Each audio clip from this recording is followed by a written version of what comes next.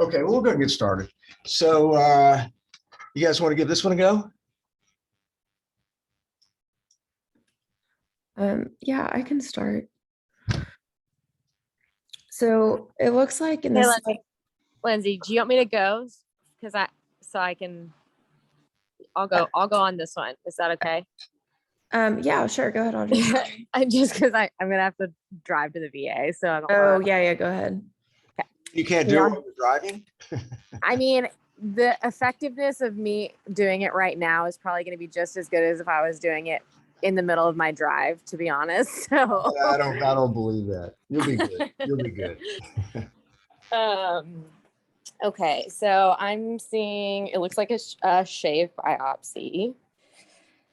I am seeing what looks like,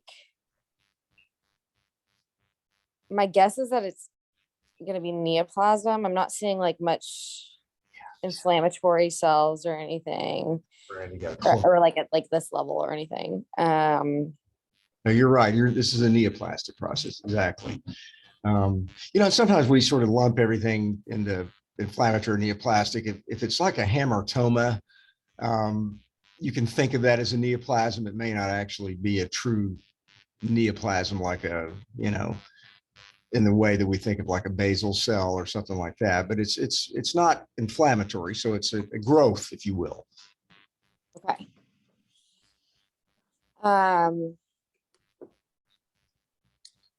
And then from here, yeah, like where your arrow is, I'm feeling like that's where I want to focus. Yeah, good. So what do you think this thing looked like clinically? Probably like I mean, it doesn't look like it's like I mean, it's a papule, but I don't think it's like an exophytic lesion. Yeah, good. It's probably like a little kind of small dome-shaped papule. Yeah. And, this is probably a, 10x magnification. It's just a little tiny bump that they basically took. And what part of the body do you think it might be from? I always suck at this. I mean, I'm seeing like sebaceous glands. I'm seeing. Yeah, you don't have to act like you're sort of a world famous histologist type anatomic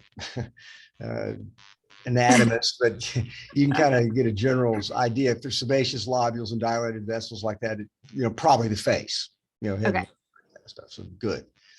Okay, so dome-shaped papulinase, and then you pointed at this. So do you think if it's a neoplasm, obviously it's benign, it's a little teensy tiny papule. And what kind of differentiation? I think it's epithelial or non-epithelial, or maybe in this case, both. Well, I feel like there's like the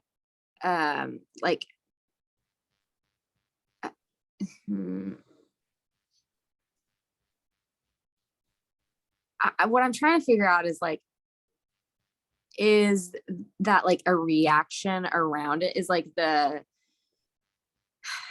it looks almost like it's demarcated, like the stroma looks like part of this. You're exactly right. Okay. That's exactly correct. That's part of it. This is the neoplasm basically right here that we're looking at. Now there's another one over here. There's kind of two of them there sort of right together. And then there's some dilated blood vessels and whatnot, background sebaceous lobules that are proliferating. This may be kind of an incipient one of them, but this is what we're looking at here. So it's a small, teensy tiny papule, and if it's a neoplasm, it's got two components to it. It's got a fibrous component, like right here, and then it's also got this epithelial component. And what do you think what kind of differentiation are we looking at right here? Right, epithelial, right. So this is epithelial sebaceous gland. That's epithelium, little teensy small vellus follicle right there. What's this?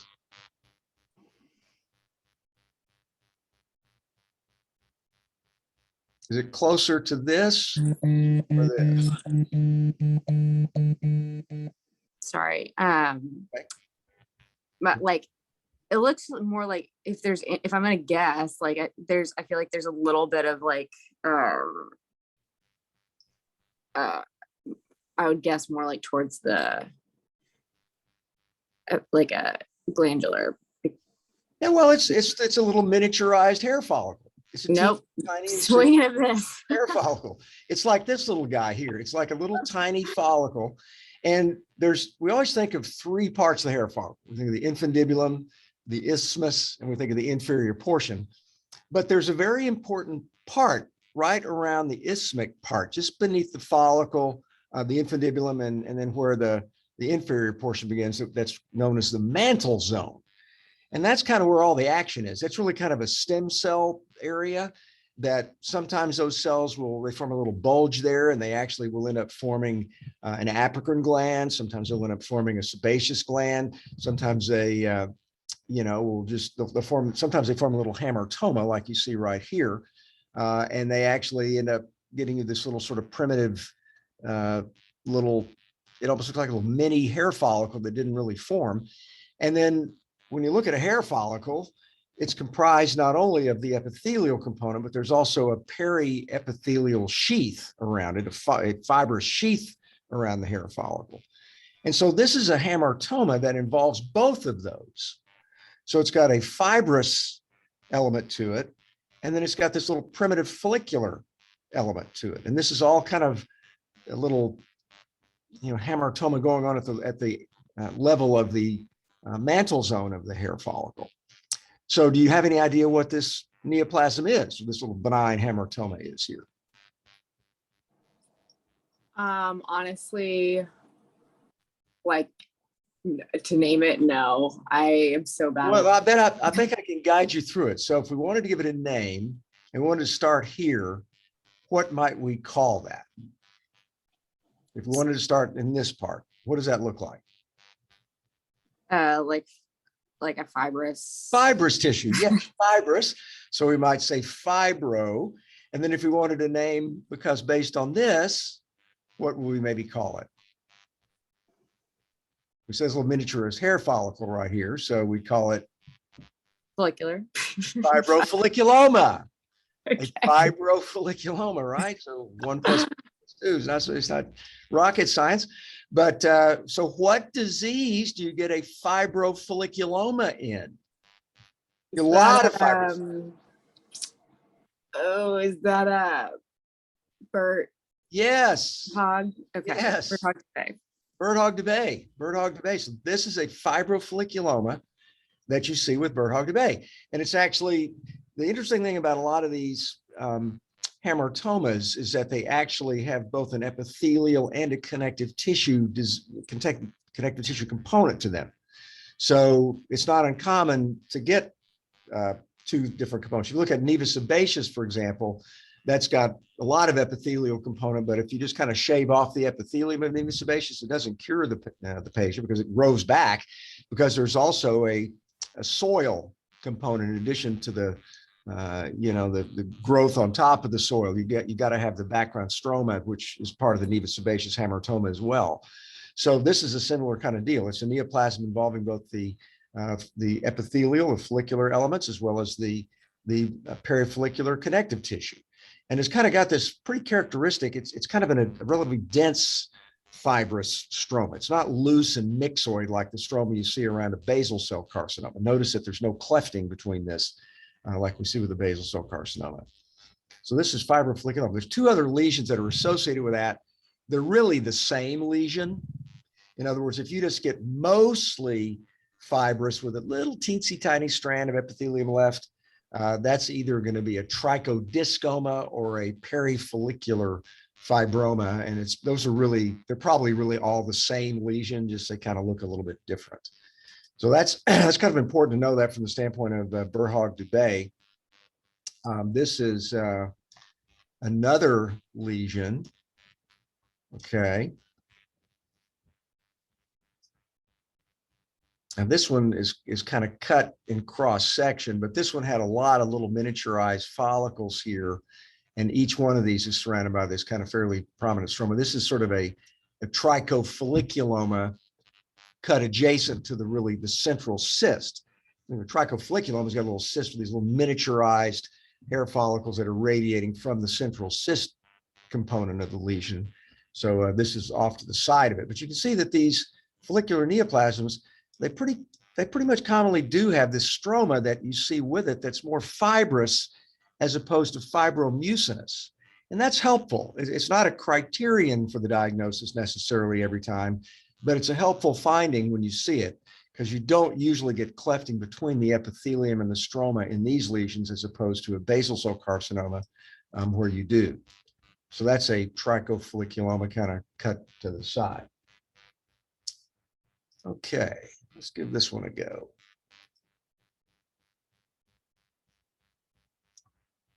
Yeah, I can do this one.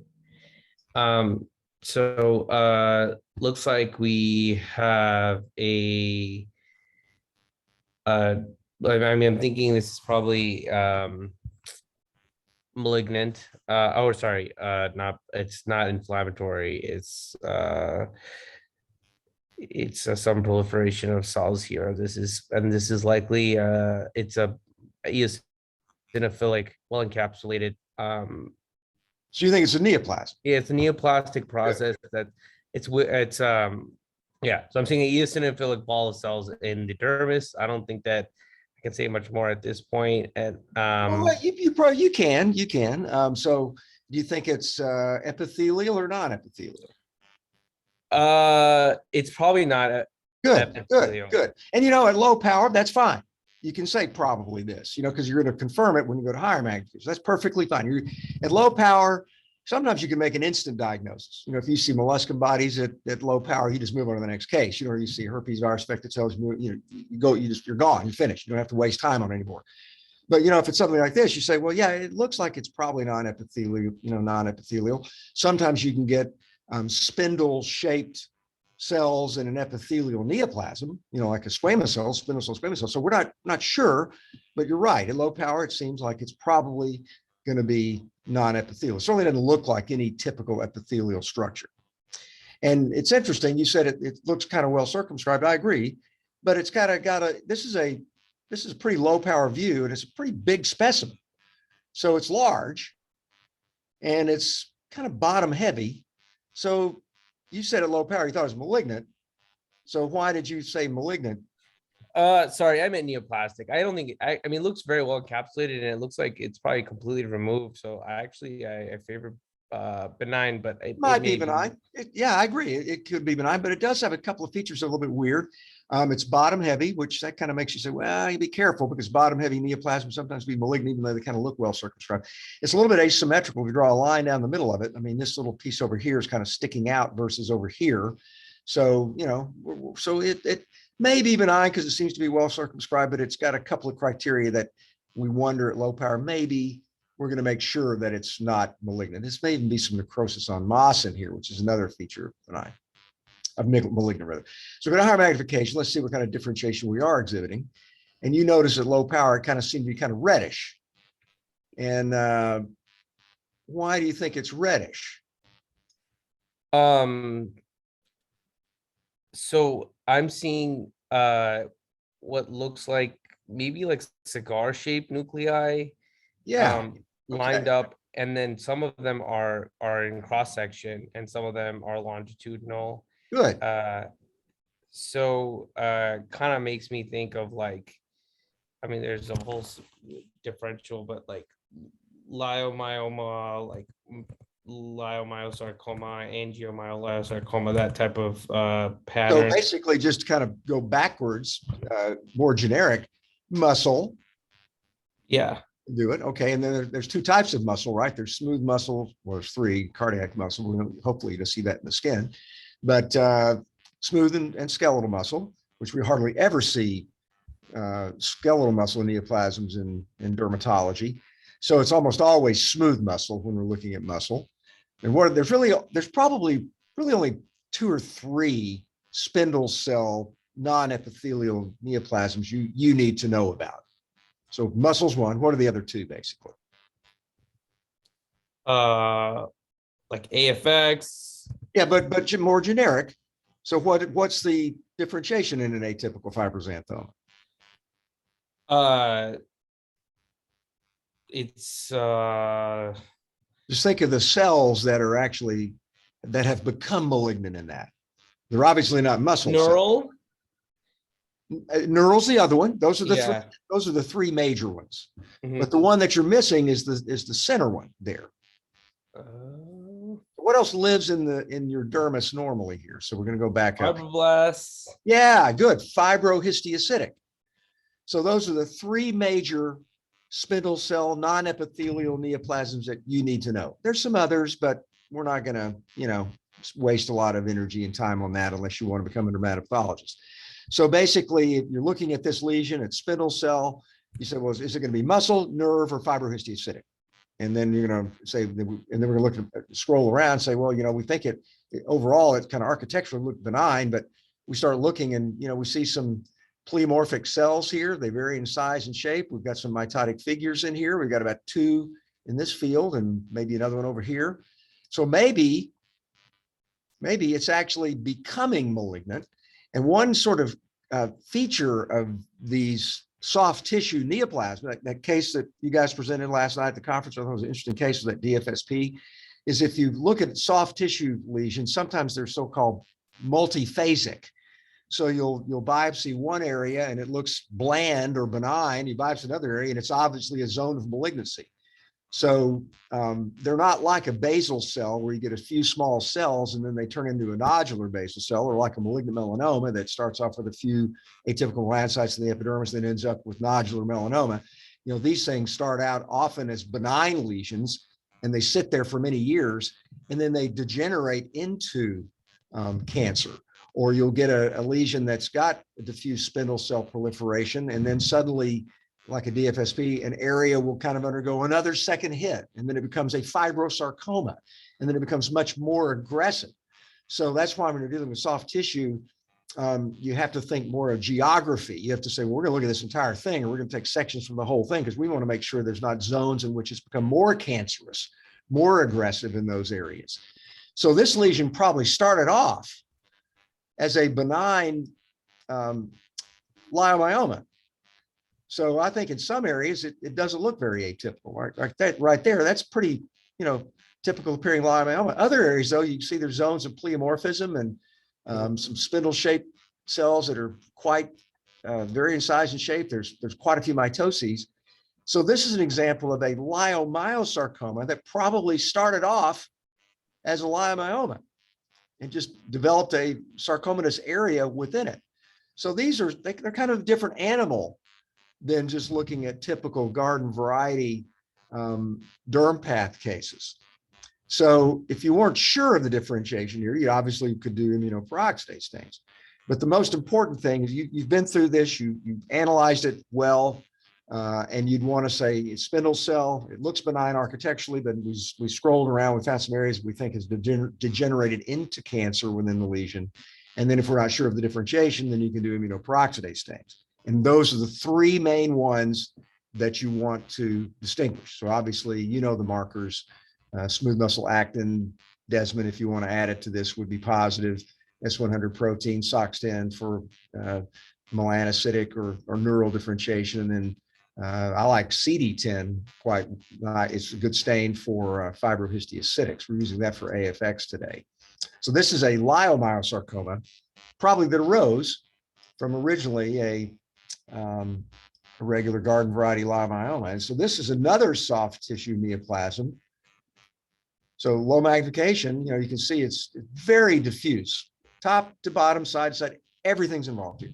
So those things be very poorly circumscribed. And when you get down to the subcutaneous fat, this is a clue to this diagnosis. You can make this diagnosis at low power when you see this pattern. This is a honeycomb morphology. Rarely anything does this except dermatofibrosarcoma protuberans. Okay, when you see this pattern, you can impress your friends and colleagues. You can say this is DFSP. You don't need the storiform pattern. If you see this, you got the diagnosis. No other neoplasm really gets diffusely between and among lipocytes in a diffuse pattern like this, other than DFSP. Now you look up here and yeah, you do have the nice, beautiful storiform pattern here.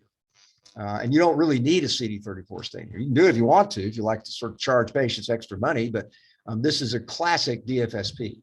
And you do, and that ring chromosome, the collagen A, platelet-derived growth factor translocation is classic for that. One other thing, if you biopsy the surface of DFSP, sometimes it can look like a neurofibroma. So beware of taking superficial shave biopsies of DFSPs. You need to take a deep incisional biopsy. Whenever you're dealing with a soft tissue neoplasm in dermatology, get out the knife and fork. Don't get the punch biopsy out. Don't ever do a shave on it. So you got to take a real biopsy when you're dealing with a soft tissue neoplasm because of that multiphasic sort of thing that happens there. Okay, shifting gears here.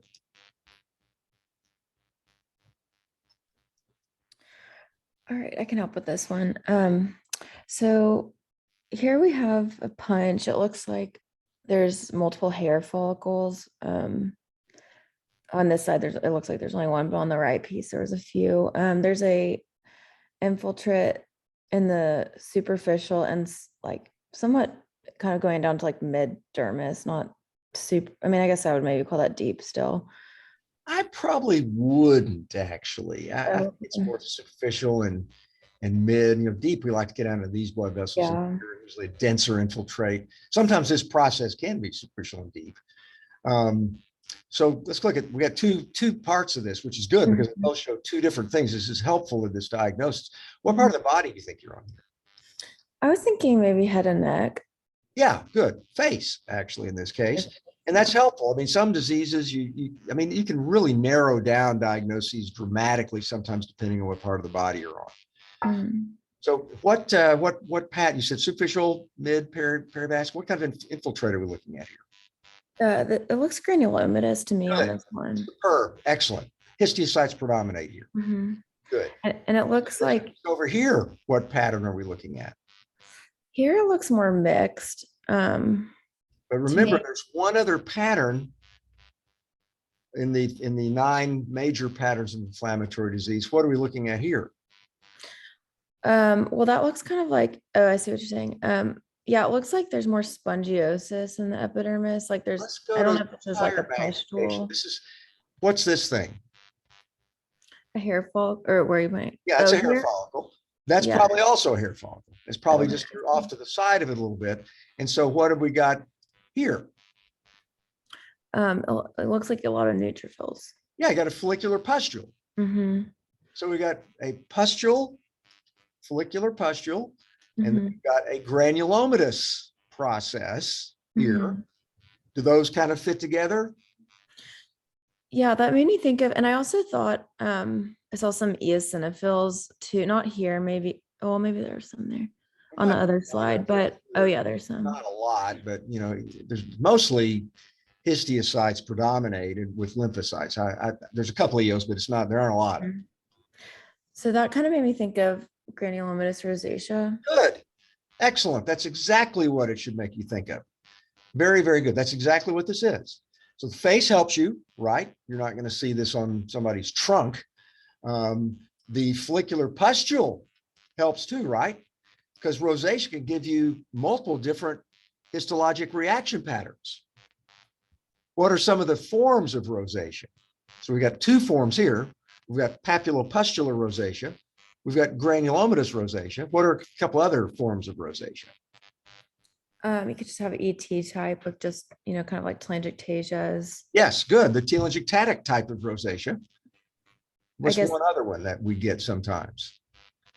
I guess there's other, I mean, I don't know if I'm missing something more common. I mean, there's also like the, lupus miliaris disseminata. Yeah, which is really kind of a form of granulomatous rosacea, just a widespread, massive form of it. What about WC Fields?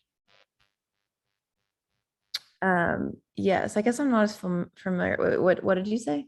Like WC Fields or Jimmy Durante. You guys don't even know who those guys are. Usually what WC Fields is maybe.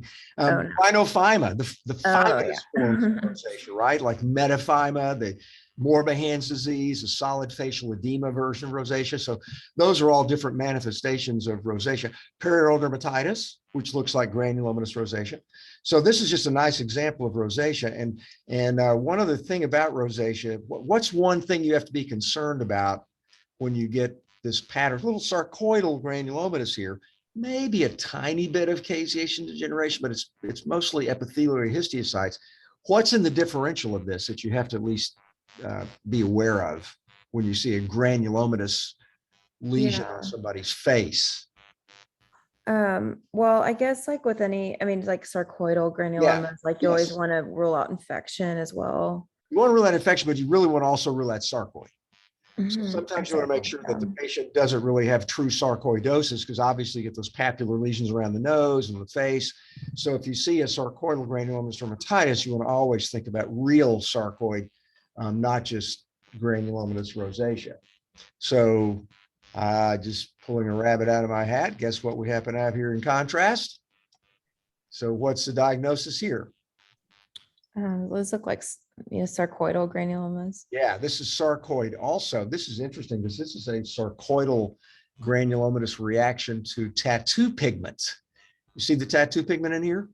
Mm-hmm. Somebody got one of these eyelid tattoos or whatever, and they also had sarcoidosis. And guess what? They got this horrible Kevnerized sarcoid from this tattoo pigment. So this is a person that I think was a African-American person that got a tattoo and then got a horrible sarcoidal granulomatous reaction. So, but you can sometimes see rosacea look like this. It's not usually this amount of it, and it'd be really, then this is sufficiently deep, that's going down deep here.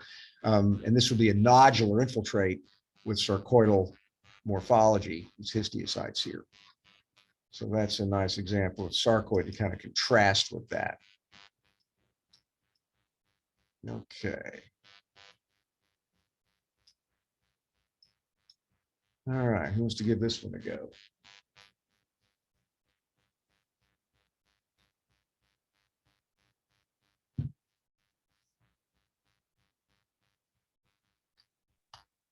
Hello, can you hear me? Yeah.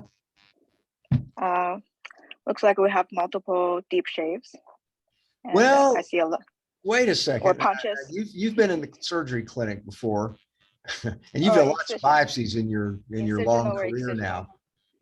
So this, you think it's really a shave? I take that back. It's probably excisional or incisional biopsy. Yes, good. This is an excision. So they basically took a elliptical excision, they cut it into bread loaves and put it all in one slide. So that's how they did this in this case. Because if you do a shave, how frequently you get down to the bottom of the subcutaneous fat? That's pretty rare. So this is an excisional biopsy. Good. And are you dealing with an inflammatory or neoplastic process? Looks more neoplastic. Good. Epithelial or non-epithelial? Epithelioid. Good. Epithelial. Benign or malignant? It's not very well How much you can do at circumscribed. low power, isn't it? It's phenomenal. You can Yeah. really get it down pretty well if you just apply the criteria. So you like benign or malignant here? It's not very well circumscribed, and looks like No. there's some erosion on top. That may be So from a prior biopsy, interestingly enough. But yeah, look at its symmetry. Is this symmetrical? not really. No. It's pretty big. This is probably about a centimeter excision. This lesion's pretty big. It goes deep. It's asymmetrical, poorly circumscribed, totally malignant, epithelial. So we've 80% of the work is done. So now all we have to do is just go to higher magnification and decide what kind of specific differentiation we're looking at, right? Yep. So now what do you see? Are these glandular differentiations? Yeah, they certainly are. They're small little glands. They're ducts. So probably MAC. Well, see there? How fast did you get that? That's about 30 seconds to a minute. So you're done. You're ready to do dermatopathology fellowship. MAC. ... I don't think so, but thank you. So what's your criteria for MAC here? Basically, it looks like a syringoma, except it's pretty deep, large and deep. Yeah, you're right. So if you look at the individual aggregations of cells, they do look a lot like a syringoma. They have some clear staining cells here. They've got these little cuticular areas inside the ducts, like you see here. And basically, another name for MAC that I actually like better is syringomatous carcinoma, because it looks like a syringoma. And if you look at the individual cells, Usually you don't see a lot of mitoses. There's not a lot of individual cellular atypia, not a lot of pleomorphism. It's really a neoplasm that causes problems because of its diffuse nature. Some cancers are aggressive because they, metastasize. Some are more aggressive because they just, like crab, they just gradually erode everything and they just destroy everything in their path. And so this is more of that sort of thing, and it goes deep. And one other thing that you look for when you're looking at MAC is the presence of neural involvement. Now, if you just had a shave biopsy of this, okay, this whole business of taking proper biopsies is so key, because if you just had a superficial shave of something like this, I mean, gosh, it'd be very difficult to make a definitive diagnosis. If you just had this, you're sort of SOL, that's why you got to take a deeper biopsy for MAC, because that diagnosis is based on the depth of involvement. And you've got to see this kind of pattern to make a definitive diagnosis. So we all have shave biopsies of these, we have a diagnosis called the surface of the sclerosing epithelial neoplasm. You have to go back and take another biopsy. MACs often will have a little more squamoid morphology like this. Can you see those kind of eosinophilic cells? They kind of look a little bit more like squamous cells a little bit. So that favors MAC more than like a desmoplastic tricho, or even like a syringoma. A syringoma usually also is obviously much smaller. You can take a shave biopsy and get an entire syringoma out. And usually the stroma is more prominent in the syringoma. Notice that this stroma is more fibromucinous. So this thing is kind of dissecting diffusely throughout the dermis here. I don't see any nerve involvement in this case, but it's very common to get neurotropism in microcystic adnexal carcinoma.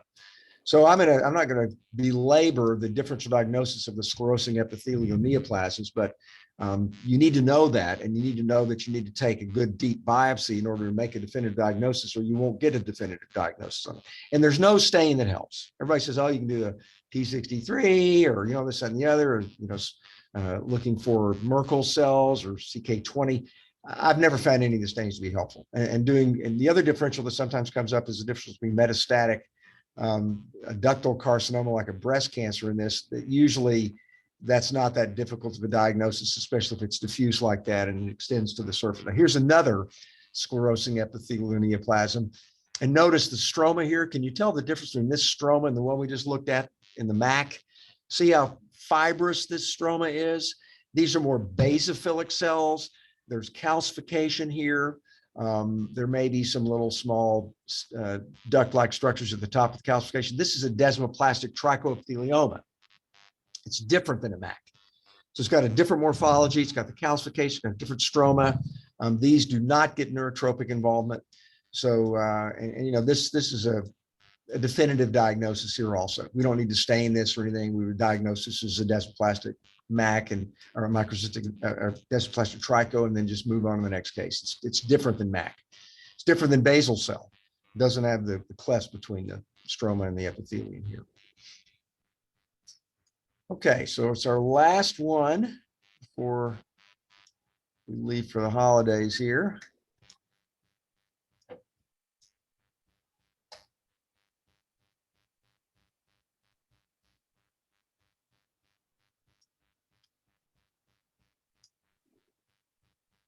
Okay, looks like a punch biopsy.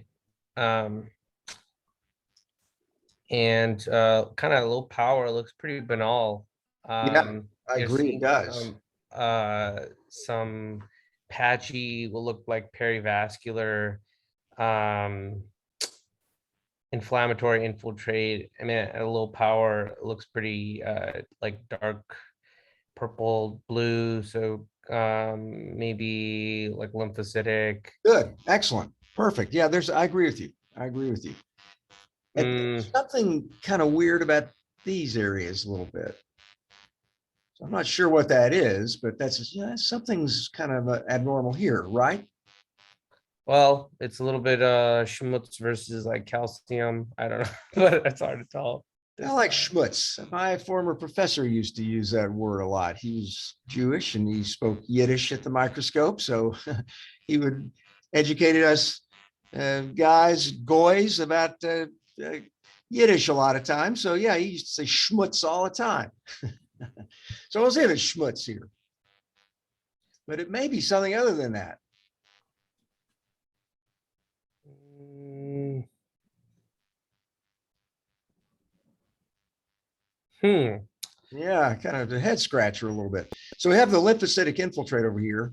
You know, I think that's real. I mean, it's probably some type of inflammation that may have occurred, possibly because something it's reacting to something, but there's definitely something else going on besides that. So this doesn't look normal in the skin, does it? Is that, yeah, those, yeah, I mean, yeah, I don't, I can't really, I readily identify what cell type those are. It Yeah, doesn't look it's kind of epithelioid. can you tell where they are actually? Let's take a look here.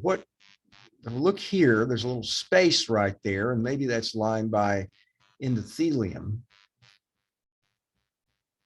So it's in the vessels. Yeah, there's Yeah. another area right there. So this is not an easy one. This is probably more a third year diagnosis, but there's definitely something within the blood vessels here. So the inflammation is probably happening secondary to that. This is, whoa, these cells don't belong here. And, you know, they're sitting inside these blood vessels and they look atypical. There's like hyperchromatic nuclei here. They vary in size and shape. Like intravascular, it does like lymphoma. I mean, only thing I think of where it's like you don't have a huge inflammatory response, like intravascular lymphoma. Yeah. So you say the intravascular neoplasm of some sort. Well, I'm not sure what this is. And they kind of look epithelial. If you look at it, it looks like these cells are really hugging one another and they're pretty large. So yeah, I would agree with you. I'd say this is an intravascular neoplasm, and maybe it's a metastatic neoplasm to the skin that's possibly epithelial. If it's a lymphoma, it's going to be pretty weird. It'd have to be some kind of a histiocytoid lymphoma, something that's got these cells very large and look like histiocytes. This is an example of an intravascular metastatic breast cancer in this case. And probably the lymphocytic infiltrate is just, you know, it's like you see people that come in with inflammatory breast cancer. It's red and it's hot and whatever. Well, that's probably because you get secondary inflammatory reactions a lot of times. And that's probably what's going on here. It's just a secondary reaction. So I don't know that this is a little bit esoteric. I doubt they would get you. In fact, I'm just going to go out on a limb and say you're not going to see this on the board examination. If they were to show something like this, they would probably say something along the lines of if you wanted to outline the, you know, what kind of vascular process was here, they might ask you, was a D240 for lymphatics, or maybe a CD31 or ERG for blood vessels or something, just to highlight what these, that there's something inside the blood vessel here, maybe. But I don't think they're going to ask you this, because this is pretty esoteric. This is a good example. We see this rarely. The most common pattern of metastatic breast cancer is the diffuse cords and strands between them on collagen bundles, which we don't see here. Now here's another metastatic neoplasm, and this is nice. You get multiple sort of nodular aggregations in the dermis. And this is an example of metastatic malignant melanoma. So again, if you see neoplastic cells, there's several different ways you get metastases to the skin. One is like multiple little nodular aggregations, large nodular aggregations. You can get the cords and strands between them on collagen bundles. Occasionally, you get like intravascular, both intralymphatic or also blood vessel neoplastic cells. Those might have been in lymphatics, but sometimes they're actually within blood vessels themselves. One other clue that you're dealing with a metastatic melanoma rather than a primary melanoma, if there's really not any epidermal involvement, often it's just as deep as it is wide. And if you ever see patients that have metastatic, like regional histologic satellite mets, they're usually little small bumps. They're not usually large plaques or subcutaneous nodules and those kind of things if they're the kind of regional mets. And those are almost as usually they're kind of as deep as they are broad. So you don't want to treat those like they're second primary melanomas and measure them and count mitoses and all that kind of stuff, because it's a different animal. They've got a metastatic process, and excising metastases generally doesn't improve the patient's prognosis. So this is an example of a metastatic melanoma versus that metastatic intravascular breast cancer, which is a kind of an unusual pattern. Could you have made the breast cancer diagnosis just based on the cells you saw there? Probably not. Nah, we probably would have just called it intravascular. metastasis. I don't think I would have suggested lymphoma just because of the morphology of these aggregations here. That looks more epithelial to me. But no, you'd want to get history. This could be maybe a metastatic salivary gland cancer, or even possibly a weird squamous cancer or salivary duct cancer. So all you can say is it looks like an intravascular epithelial metastasis, and probably wouldn't really go much further there unless you had a history of it. So yeah, no, we don't branch out on a limb and just say, it's obviously metastatic breast cancer on something like this. That wouldn't be appropriate. Do you usually like do a panel of stains on it if you got something like this, just to see if there's like any info you can give them, or no? The first thing I do is go to the history. So I would say I'd get on the phone and call them and say, does this patient have known, history of breast cancer or anything like that? And sometimes they'd say, oh yeah, we forgot to tell you. We just put neoplasm of certain behavior down on the path slip. But then sometimes if they don't know, yeah, that's where we might actually do some markers and see if we can help them to identify if it's an unknown primary. So yeah, we do that in some cases. But to me, the best thing is just to go back to the patient and see if there's any history first. And if there is, well, then it's almost certainly going to be that lesion if they have a known, say, primary lesion. We just had a case the other day of a weird lesion that somebody sent me that I could tell was a metastasis. And I gave them a differential. We didn't have we just was a consult slide, so we didn't have the block to do any stains on it. And then they sent me back a report about a week later and said, oh yeah, this lady had a salivary gland tumor in the head and neck area. And this was a metastasis to her post-auricular area. So my Bennett report was, okay, good. That tells us that's what it is. It's almost certainly the same thing. It'd be unlikely that she would have a new second lesion that caused a metastasis.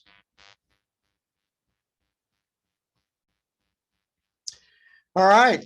Thank you, guys. Have a great holiday, and we'll see you next month or whatever. Thanks, Dr. Cockerell. Thank you. Thank you.